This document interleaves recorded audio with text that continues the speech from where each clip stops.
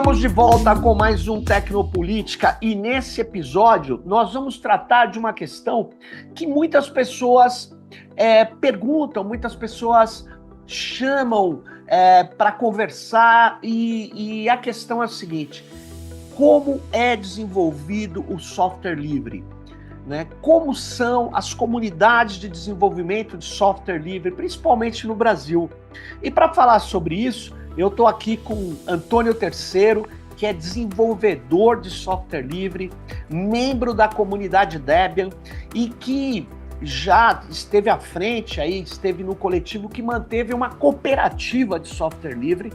O Antônio Terceiro vem lá da Bahia, está na Bahia, está em Salvador, e eu agradeço muito a sua participação aqui no Tecnopolítica, Terceiro, porque você é um cara histórico aí nas comunidades de desenvolvimento, na história do software livre do Brasil, dos tempos, inclusive, do Fórum Internacional do Software Livre, que ocorria em Porto Alegre, né? Mas vamos lá para o nosso tema aqui. Muitas pessoas, Terceiro, chegam para mim e falam: mas como é possível desenvolver um software sem ter uma empresa, sem ter uma sede física? Então, esse episódio é para tratar dessa enorme força das práticas colaborativas. E aí eu começo, Terceiro, perguntando para você: como que é possível uma comunidade desenvolver um software? Oi, Sérgio, obrigado pelo convite. Então vamos começar do começo. O software livre normalmente ele começa, né? A gente fala que normalmente é um desenvolvedor tentando resolver um problema que ele tem, né? Então ele precisa automatizar uma tarefa, precisa fazer um software para alguma tarefa e ele faz uma versão inicial desse software e publica na internet. Né? Às vezes ele já faz parte de uma comunidade existente, então ele divulga naquela comunidade. Às vezes ele simplesmente, hoje em dia, né, usa, sei lá, as redes sociais para divulgar o projeto e essa coisa, aí, às vezes no boca a boca, às vezes por algum veículo de mídia, por exemplo, um site de notícia, alguma coisa, vê aquele anúncio daquela ferramenta e divulga, né? A partir daí, você tem pessoas que se interessam pelo aquele tema, se interessam por aquela solução e vão se juntar ao projeto, vão pegar o código-fonte, vão executar aquele projeto na sua máquina para ver como é que funciona, para ver se ele conseguiria fazer uma alteração de uma coisa que ele achou que poderia melhorar, ou às vezes é muito comum, você desenvolve em um sistema operacional, quando você vai testar em outro ligeiramente diferente, não funciona tudo perfeitamente, porque tem pequenas diferenças e tal. Às vezes, as diferenças podem ser por causa do idioma que você está usando. O cara desenvolveu no Brasil com o sistema em português, ele tem uma série de premissas que isso implica, e aí vai um cara no Japão que vai usar com, enfim, os caracteres escritos ao contrário, né, da direita para a esquerda, tem problemas e tal. Então,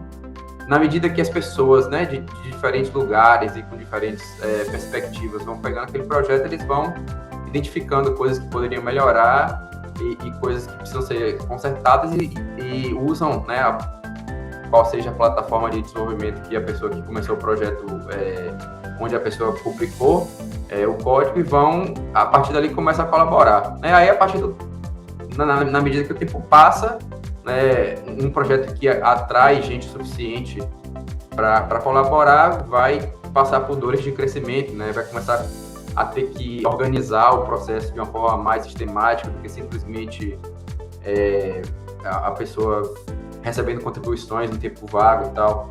Então, aí depende muito do que vai acontecer, né? Uma pequena parte dos projetos ficam muito famosos e ganham muita notoriedade, aí atrai empresa interessada, né? Porque às vezes resolve um problema que a empresa tem, às vezes é um software de infraestrutura, né, que muitas empresas precisam resolver aquele problema e aí as pessoas começam a se juntar, né, ao redor desse projeto e a partir daí as coisas funcionam, né? Assim, projetos de software livre são muito diversos, então é muito difícil a gente dizer exatamente como um projeto de software livre funciona, porque existem muitas formas diferentes. Agora, mas a ideia é essa, né? Alguém começa o projeto e a partir daí a gente não sabe o que vai acontecer, né? Tem modelos de como a coisa normalmente funciona, né? Então você tem categorias de como projetos funcionam e tal, mas é bastante diverso, né? Como funciona uma comunidade. terceiro, eu costumava dizer que o software livre, quer dizer, qualquer software poderia ser livre, né? Ele é livre porque ele tem algumas condições. Você podia explicar para a gente que condições são essas para que um software seja livre? Sim. Esse é um detalhe importante, né? Quando alguém começa um projeto, ou mesmo não começa, às vezes anos depois que o projeto começou, a pessoa resolve que aquele projeto precisa ser software livre, né? Para isso, você precisa anexar ao código-fonte, né, uma licença de software, né? Que, assim, no Brasil, o software ele é protegido por né, a autoria do software é protegida por direitos autorais. Então, no Brasil, efetivamente, um software ele é equivalente a um livro ou a um filme, ele é protegido por direitos autorais, né? Em outras jurisdições é ligeiramente diferente, tem variações, mas aí tem uma convenção internacional da ONU de direitos autorais e tal, que as coisas mais ou menos se equalizam, tá? Então, por padrão, se você publica alguma coisa na internet, ou de qualquer outra forma, né, um livro em papel ou alguma coisa, por padrão, aquela obra, né, aquele trabalho, ele é todos os direitos reservados. Então, o autor reserva para si todos os direitos, inclusive direitos patrimoniais, que é o direito de explorar aquilo comercialmente. Tá? Então, o software livre ele é baseado em você, dado essa prerrogativa do autor de definir, né, de ter os direitos sobre a sua obra, o autor publica aquilo de acordo com termos que vão subverter a lógica de todos os direitos reservados, né? Isso aí foi a grande inovação do Richard Stallman lá, o copyleft atrás, de usar o copyright, né? Usar o sistema de copyright para fazer o contrário, né? Para dizer, esse trabalho aqui, esse software, ele pode ser estudado pelas pessoas, qualquer pessoa pode usar, desde que siga, né, uma lista de restrições. E essas restrições são: se você pega o meu e faz um trabalho derivado, né, ele precisa também ser disponibilizado pelos mesmos termos. Ou seja, essa cadeia não se quebra, né? Isso é o copyleft, né, que é um software livre que ele é uma licença que a gente chama de recíproca, né? Se você me fornecer um software, uma licença copyleft, e eu vou fornecer a uma outra pessoa, eu também tenho que usar essa mesma licença. Existe também o licenciamento totalmente liberal. Aí liberal mesmo no sentido do liberal americano lá, da democrata, né? Que é, você recebe o meu software, faz o que quiser, inclusive pode transformar em software proprietário, tá? Essas duas formas de distribuir um software livre ambas são consideradas como software livre, mas a forma copyleft é uma forma que garante que alguma coisa, né? Se você pega um software que é um software livre, você tem acesso a estudar como ele funciona, tem acesso a modificar aquele software para, né, atingir os seus objetivos, né? Se for uma licença copyleft, que é uma licença recíproca, você precisa, ao distribuir essa versão modificada, você precisa também garantir que o próximo tenha as mesmas liberdades, né? Se for uma licença na verdade, liberal... Na verdade, só um negócio.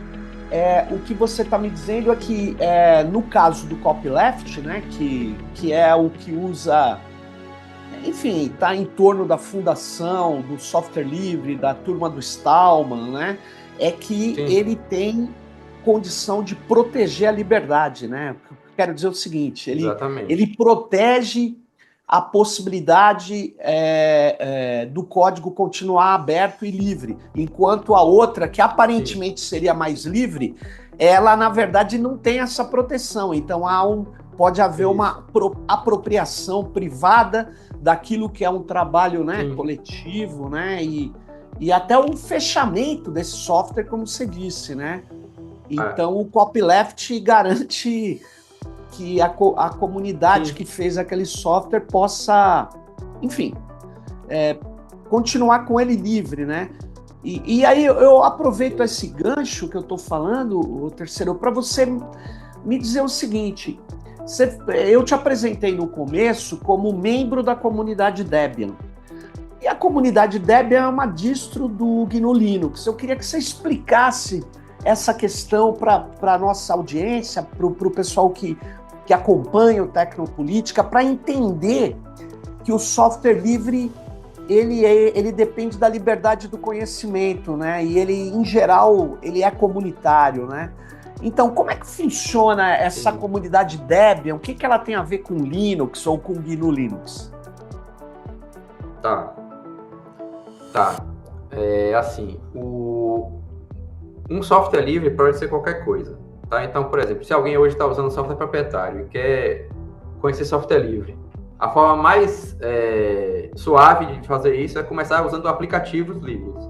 Então, mesmo o cara está usando o Windows ou está usando o macOS, ele pode usar o Firefox, que é um navegador livre, ele pode usar o LibreOffice, que é uma suíte de escritório livre, né, equivalente ao Microsoft Office, que tem processador de texto, planilha, apresentação e tal. E aí, você também tem sistemas operacionais livres, que é o que a gente normalmente chama de distribuição.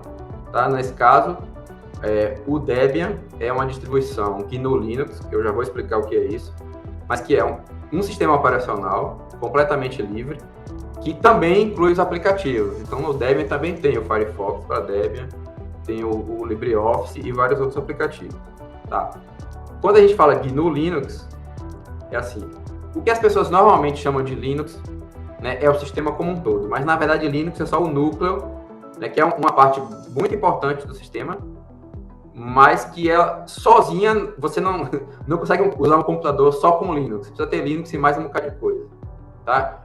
Na época que o Linus Torvalds, né, que é o autor original do Linux, lançou o Linux, eu estou aqui desenvolvendo um núcleo de sistema operacional e tal, existia em paralelo um outro projeto chamado GNU, que estava desenvolvendo um sistema operacional, só que ele começou ao contrário, né? O Linux começou de baixo para cima, escrevendo o núcleo para depois buscar as ferramentas, e o GNU começou ao contrário. Começou primeiro escrevendo as ferramentas para poder substituir as ferramentas equivalentes que tinham nos sistemas proprietários da época, para depois começar um kernel. O GNU chegou a começar um kernel, mas esse kernel nunca se tornou tão famoso quanto o Linux, né? E aí o Linux falou, estou fazendo esse kernel aqui, esse núcleo, e vou juntar ele com as ferramentas do GNU. Então, a partir daquele momento, as pessoas começaram a chamar esse conjunto, né, de ferramentas que juntas dão um sistema operacional de GNU Linux.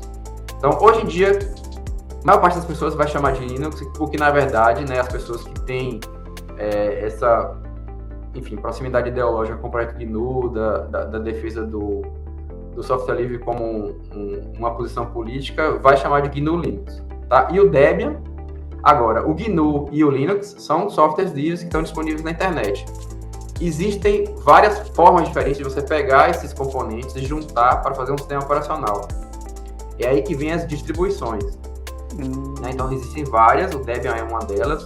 O Debian é uma das mais antigas. A gente celebrou esse ano 31 anos, ou alguma coisa assim. O Debian é de 90 e... Deixa eu ver, a gente está em 2024. O Debian deve ser de 93. Então são 31. Foi 31 que a gente celebrou esse ano. E aí, o Debian... né, começou um projeto que começou lá, da forma que eu expliquei no começo, um cara resolveu fazer, tem essas ferramentas aqui, eu posso fazer, então eu vou fazer.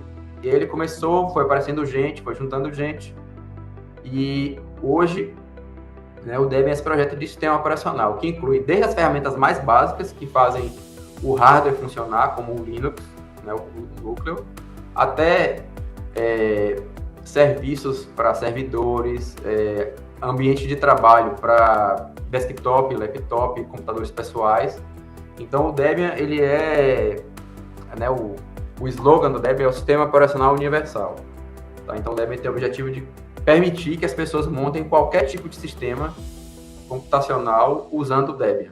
Né? Desde um computador portátil do tamanho de um cartão de crédito até o mainframe. E terceiro... Tudo no meio do caminho. E terceiro, por exemplo, como é que isso é organizado? Porque, por exemplo, sei lá, eu não sei, talvez o Debian tenha 2.000 desenvolvedores, um está no Japão, nos Estados Unidos, África, Brasil.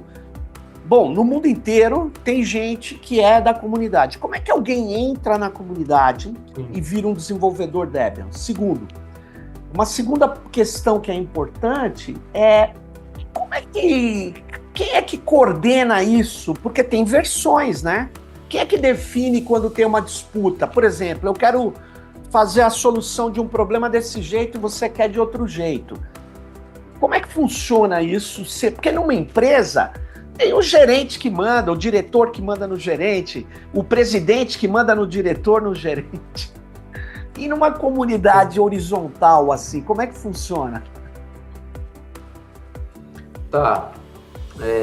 Assim, para uma pessoa participar do Debian, né, se tornar um membro do projeto, ela precisa escolher uma área do projeto em que ela queira atuar, fazer um contato inicial com as pessoas que já atuam naquela área e começar a interagir, ver o que precisa ser feito, né? O Debian, tudo no Debian é público, né? O Debian tem um princípio de nós não escondemos nada, então tudo no Debian é público, todos os bugs estão públicos, tudo que o código-fonte está público, tudo é público. Então, é claro que, sim, é um projeto de uma complexidade técnica razoável, então não é trivial uma pessoa chegar do nada e descobrir, mas está tudo disponível, existem subgrupos, né, de partes do Debian, onde você pode interagir e participar. Então, o Debian Brasil, por exemplo, tem um grupo que está fazendo um trabalho de orientar pessoas que querem contribuir,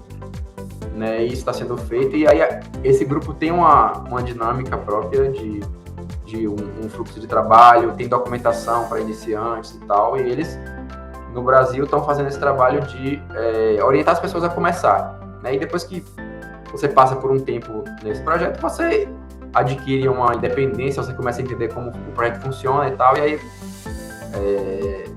a pessoa fica mais independente, né? Então, o Debian, a pessoa pode chegar hoje e começar a contribuir, sem precisar pedir permissão a ninguém, tá? A única coisa no Debian que você precisa é para fazer uma contribuição final, oficial, que vai estar disponível para todos os usuários, precisa de um membro oficial, que já é parte do projeto, fazer uma revisão e aprovar aquilo, e fazer o envio. Mas todo o processo de baixar o código-fonte, estudar como ele funciona, fazer a modificação, propor, eu acho que deveria ser assim, e aqui tá as modificações no software que fazem o software funcionar dessa forma. Todo esse processo é aberto e qualquer pessoa pode fazer, né? Só a ação final, que é dizer, ok, essa contribuição é boa, vai ser benéfica para os usuários e ela vai valer de verdade, precisa ser um membro existente do projeto, tá? Eu acho que essa parte, né, de como alguém pode passar a participar, está respondida. Então, vamos para a segunda pergunta, que é como é que funciona, né? Como é que você organiza essa coisa que pode parecer caótica na primeira vista, tá? O Debian, né, você falou aí nas empresas tem gerente e tal, o Debian, ele é um projeto independente, né? Então significa que não existe uma única organização, ou seja empresa, seja ONG ou qualquer coisa, não existe uma organização central que possa determinar os rumos do projeto, tá? Isso tem vantagens, mas também tem desvantagens. Tem horas que a gente gostaria que pudesse ter alguém que diga, vai ser assim e acabou a discussão, tá? Mas tem funcionado. Aí, como é que funciona? O Debian, né? Como o Debian ele é esse conjunto de componentes diferentes que vêm de lugares diferentes, né? Então você tem o Linux, que vem lá do projeto Linux, tem as ferramentas do GNU, tem o Firefox, tem o LibreOffice, tem as linguagens de programação, tem todos esses componentes que vão fazer parte do sistema, né? Então, o Debian ele é organizado em pacotes, né, que é uma unidade de trabalho dentro de um sistema operacional, assim. Então, Um pacote é, por exemplo, o Firefox é um pacote. O Linux também é um pacote. Aí você tem relações de dependências entre pacotes. Então, por exemplo, existe uma biblioteca para lidar com criptografia, para fazer a internet, né, com o acesso seguro, criptografado funcionar. Então, os programas que usam criptografia, ao invés de duplicar o código que gerencia essa criptografia, vão usar uma biblioteca que faz criptografia. Então, o pacote do programa depende do pacote da biblioteca. E o trabalho da distribuição, a grosso modo, é garantir que essas coisas estão bem integradas da forma certa. Então, por exemplo, quando você fala, por favor, para o sistema, né, usando a ferramenta de gestão de pacotes, você fala, instale o programa tal, essa ferramenta sabe todos os outros pacotes que aquela ferramenta precisa. Então, ele instala tudo sozinho. E é assim, essa explicação mais técnica é para dizer, os pacotes são a unidade básica de trabalho no projeto. Então, desse ponto de vista, o Debian a gente chama de uma fazedocracia, ou seja, quem faz o trabalho toma as decisões, tá? Então, quem gerencia um pacote, né, uma pessoa ou um grupo, eles têm total liberdade para fazer o que eles quiserem com o pacote e tomar as decisões naquele pacote, desde que, claro, isso não tenha consequências no resto do sistema, tá? Então, em princípio, né, o trabalho técnico do dia a dia no Debian, ele é totalmente distribuído e autônomo. As pessoas fazem, se for um grupo, eles podem decidir internamente ao grupo e tomam as decisões e fazem aquilo valer, tá? Então, na maior parte do tempo, é totalmente distribuído, ninguém precisa de permissão dos outros para fazer. É claro que quando você tem que colocar essas coisas juntas, você precisa de coordenação, tá? Aí começa a estrutura de organização. Por exemplo, no Debian, todo ano a gente elege um líder do projeto, né? Uma pessoa, um membro do projeto que vai... É a única posição que é eleita no projeto, em que a gente vota. É a pessoa que vai ser o líder do projeto. Tá? Esse líder do projeto, segundo a constituição do projeto, isso é importante, né? O Debian, ele tem documentos fundacionais, né? O Debian tem um contrato social que define quais são os compromissos do Debian com relação aos usuários e à comunidade de software livre, né? E o Debian tem uma constituição, que é de fato uma constituição que diz quais são as regras de funcionamento do projeto, tá? Na Constituição diz assim, o líder do projeto é responsável por tudo aquilo que não esteja da alçada de um desenvolvedor individual, no sentido de o trabalho num pacote é responsabilidade da pessoa que mantém aquele pacote, mas se tiver algum conflito e não for responsabilidade de ninguém explicitamente, é do líder.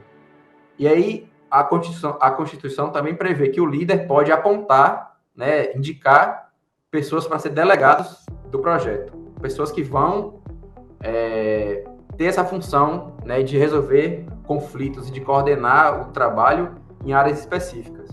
Então, por exemplo, o Debian tem o time de lançamento, né, que é quem define quando uma versão do Debian vai ser lançada e quais são os critérios para que um pacote, né, ou que um conjunto de pacotes sejam considerados bons o suficiente para fazer parte daquela versão oficial do Debian, né? O Debian lançou aí no ano passado o Debian 12. Então, o time de lançamento foi o responsável por garantir que todos os pacotes que estavam incluídos no Debian 12 seguiam os critérios de qualidade decididos pelo time de lançamento. Aí tem outros times, tem o time de segurança. É o time responsável por gerenciar as atualizações de segurança e a divulgação disso, né, de estar em contato com o fornecedor do software para, por exemplo, receber informações sigilosas, né, quando é uma questão de segurança que precisa ter de sigilo e tal. Então, tem várias outras coisas, né, que são atividades feitas por pessoas que são delegadas do projeto, ou seja, essas pessoas têm um cargo oficial, entre aspas. Entendo. Né, assim, entre aspas, não sei, mas é isso, é uma pessoa que que ela tem uma autoridade específica, né, para aquela coisa, para aquela atividade que não está diretamente relacionada a um pacote específico. E aí tem vários outros papéis, né, no Debian que são, né, esses papéis são indicados pelo líder de projeto. Agora, o terceiro, deixa eu te perguntar uma coisa. Esse líder que você falou que é eleito, ele pode ser reconduzido ou não? Sempre tem que ser trocado? O mandato dele é de 1 ano? Como é que é isso? Pode. É um mandato de 1 ano e ele pode ser reconduzido quantas vezes quiser. Na prática, as pessoas normalmente não ficam muito tempo, assim. Teve líderes que já ficaram 3 anos seguidos, eu acho que isso foi o máximo. Sei. Porque, assim, a posição de líder, ela é mais uma posição, assim, de representação do projeto para o público externo, né? A maior parte dela é isso. Não, minto. A menor parte dela é isso. É uma parte significativa, sim, mas é uma parte menor. A outra parte é lidar com questões administrativas. Por exemplo, aprovar gastos. Por exemplo, o Debian recebe muita doação e alguém precisa dizer para que o dinheiro pode ser usado. Então, o líder que faz isso. Aprovar gastos. O líder é quem...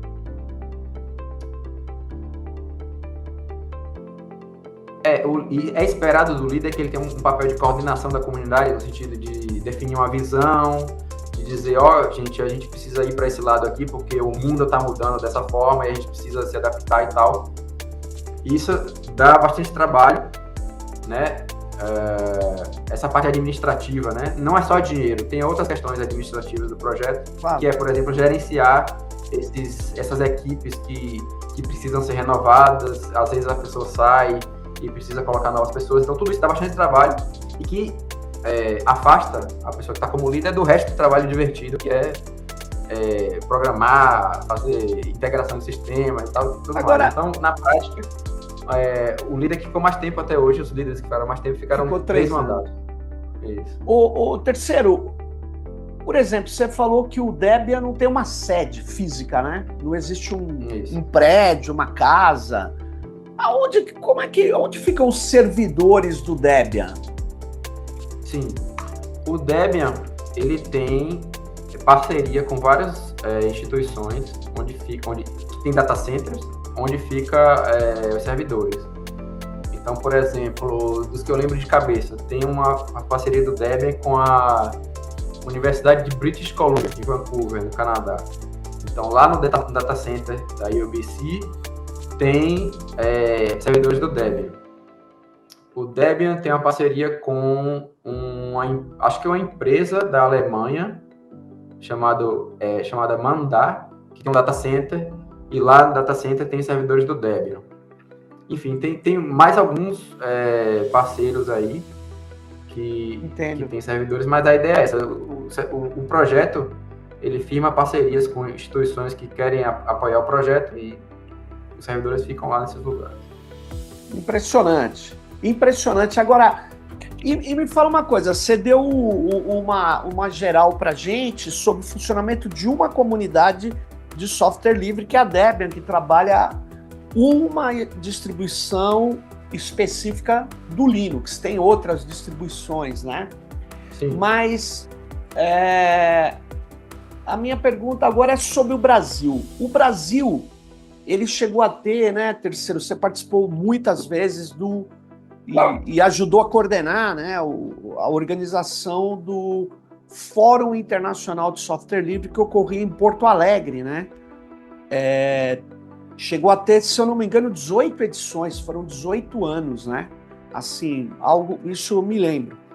Mas e nesse fórum tinha muitas comunidades, muitos desenvolvedores, muitos educadores, enfim, usuários avançados, etc.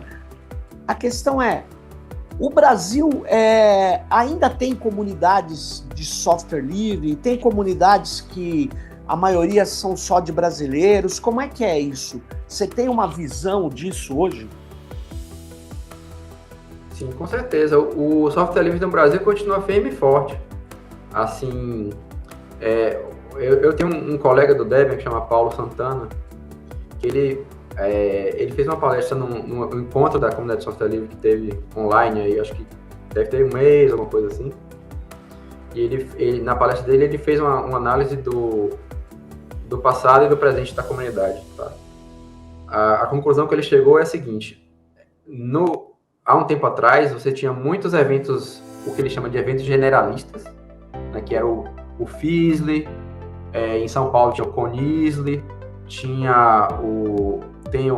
desses, o único que resta hoje é o Latinoware, que acontece lá em Foz do Iguaçu, né? Aqui em Salvador a gente chegou a organizar o Festival Software Livre da Bahia, a gente fez 4 edições, tá? Então, em algum momento, as comunidades passaram a fazer seus próprios encontros, menores e tal, né? O que o Paulo chama de os eventos específicos. Não, acho que não é específico o termo que ele usa, mas são os eventos focados numa comunidade específica. Então, a gente começou a organizar mini DebConfs, que são os eventos do Debian. Tem o pessoal que organiza os eventos de Python, de PHP, eventos do LibreOffice, eventos de outras coisas, tá? E aí, o que aconteceu nos últimos anos, assim, é que os eventos generalistas, eles meio que deram uma esfriada grande, né? Incluindo, mas não apenas, por falta de financiamento, que enfim, não se faz nada, não existe almoço grátis, né? Mas esses eventos mais específicos das comunidades continuam acontecendo, as comunidades continuam se articulando e participando dos projetos, né? Para te dar um exemplo, né? Aquele trabalho que eu falei do Debian Brasil, o pessoal que está incentivando pessoas a participar e orientando e ajudando, né? Dando orientações iniciais. A gente chegou num ponto que na DebConf mundial, né, o encontro internacional do Debian, que aconteceu no mês passado na Coreia do Sul, longe pra caramba, o maior número de palestrantes na programação eram brasileiros. Olha só! Por exemplo, a gente ultrapassou inclusive a Alemanha, que é um país que historicamente tem uma massa crítica de membros do Debian bem grande, mas no Brasil tinha mais palestrantes que a Alemanha. Então, assim, existem, por exemplo, comunidades que foram criadas no Brasil, né? Em Porto Alegre o pessoal criou uma ferramenta chamada Rocket Chat, que é uma versão livre do que é equivalente ao Slack, Discord, essas coisas, né? Uma plataforma de chat livre, que é uma empresa. Eles formaram a empresa lá em Porto Alegre. Assim, eu não acompanho muito nos detalhes, mas eu sei que é um projeto que foi criado no Brasil e que eles, acho que tiveram que abrir escritório nos Estados Unidos e tudo mais, e hoje em dia é uma empresa que está, da última vez que eu verifiquei, estava com bastante desenvolvida, né? Então, no Debian, o Debian tem iniciativas que foi que eu comecei, né, que começaram aqui no Brasil e foram agregadas ao projeto e tal. Mas eu acho que sim, né? O Brasil, a gente tem bastante criatividade, bastante gente competente que... quando você está no dia a dia, às vezes a gente tem a impressão de que tem poucas pessoas no Brasil, de fato, contribuindo com o software livre. Tem bastante gente usando, mas muito menos gente contribuindo. Mas essas pessoas... essa porcentagem de pessoas que a gente tem contribuindo, na minha visão, elas têm um impacto relativamente grande na comunidade internacional. Muito legal. Terceiro,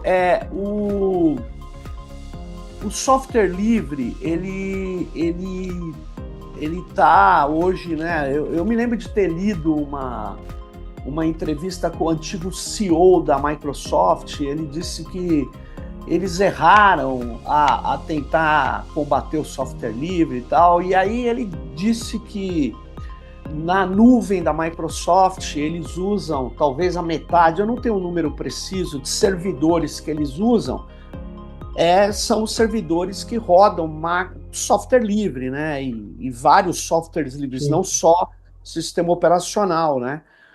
E quando a gente vê, sei lá, o Google, né? Quando ele era só um mecanismo de busca, ele utilizava, o mecanismo de busca era fechado, mas o Apache, que é um servidor web, para o servidor web, o banco de dados, talvez fosse o MySQL, eu não tenho certeza, e o Linux, e no Linux nas máquinas, né?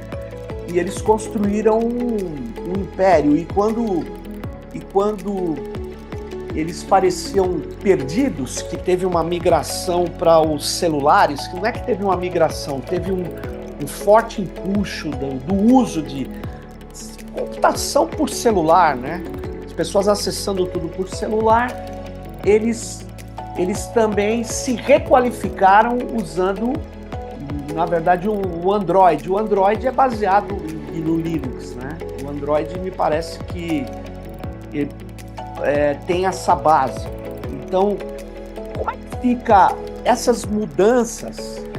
Elas mais fortaleceram o software livre em uso do que, vamos dizer, os produtos livres, né? Passaram a ser incorporados por essas big techs, né? E agora, no mundo da inteligência artificial, o que você vê? Você vê que o software livre está avançando também nesse cenário? Quer dizer, um cenário meio que inteligência artificial é um nome meio genérico, né? Mas vamos dizer assim, nesse cenário do aprendizado de máquina, você acha que o software livre ele tá forte, ele continua avançando? Tá, essa é uma questão bem complicada. Assim, eu não me lembro onde eu vi essa metáfora, mas é assim, se você pensar na infraestrutura de software da sociedade como uma esfera, né, o volume da esfera, ou seja, que é a imensa maior parte, ele é de software livre, mas a casca, né, a área da esfera externa, que é a área com quem as pessoas têm acesso, é quase toda de software proprietário, né? Então, toda a infraestrutura de software livre, e aí as empresas vêm e fazem um serviço delas proprietário sobre isso. Então, assim, o software livre, ele está presente em todos os lugares, mas nas coisas que realmente, né, tem o poder de influenciar a sociedade, ainda a gente tem muita coisa proprietária. Tá? Com relação ao aprendizado de máquina, né, vários episódios do Tecnopolítica já discutiram isso, né, que para um modelo de aprendizado de máquina não é suficiente você ter acesso ao código-fonte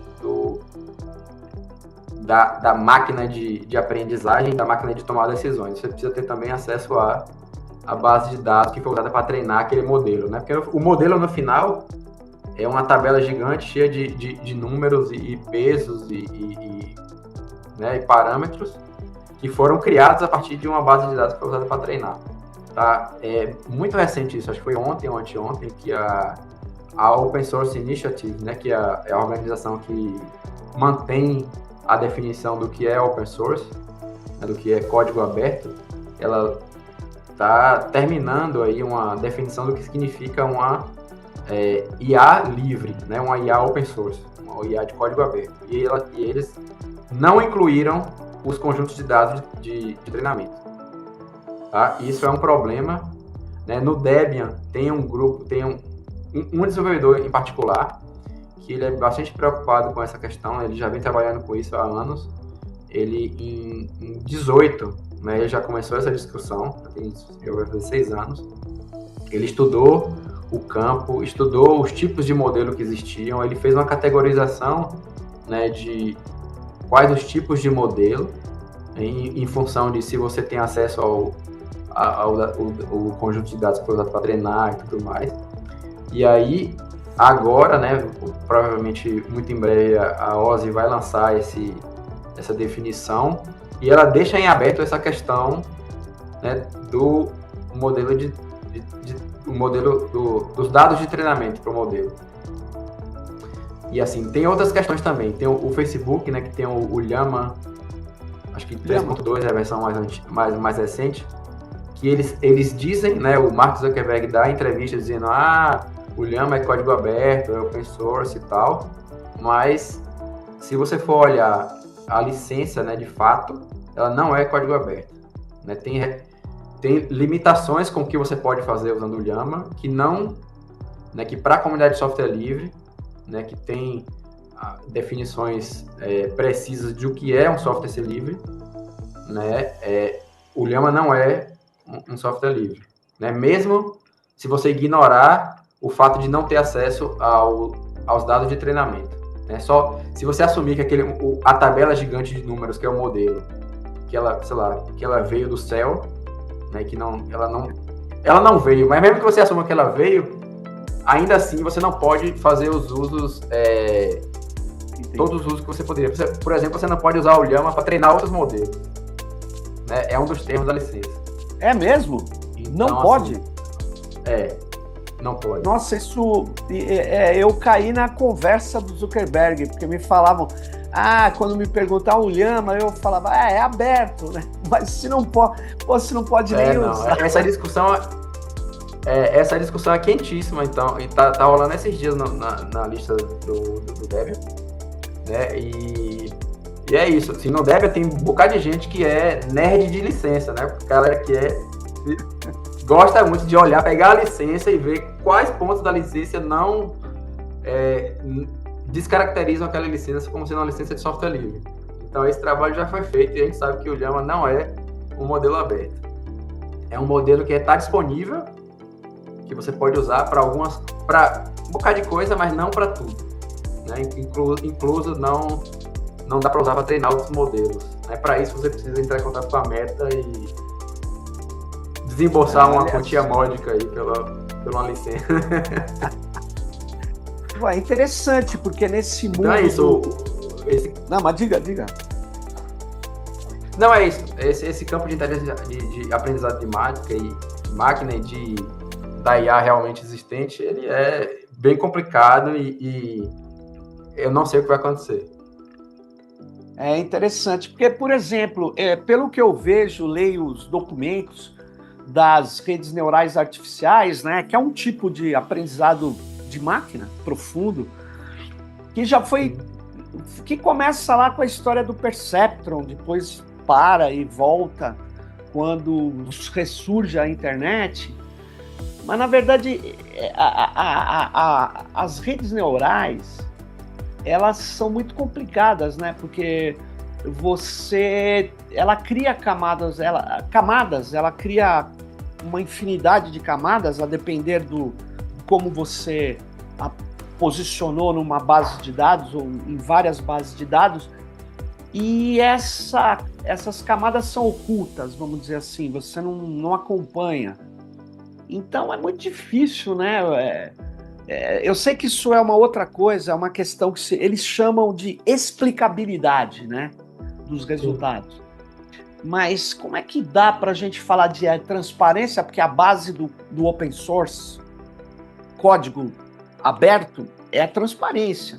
Mas se você não sabe como aquilo foi criado, você não tem transparência, não consegue nem explicar, sim, é um mundo que vai exigir uma atenção e uma reflexão nova para as próprias comunidades, né, de código aberto. Sem falar, né, terceiro, que o código aberto não é necessariamente um código livre.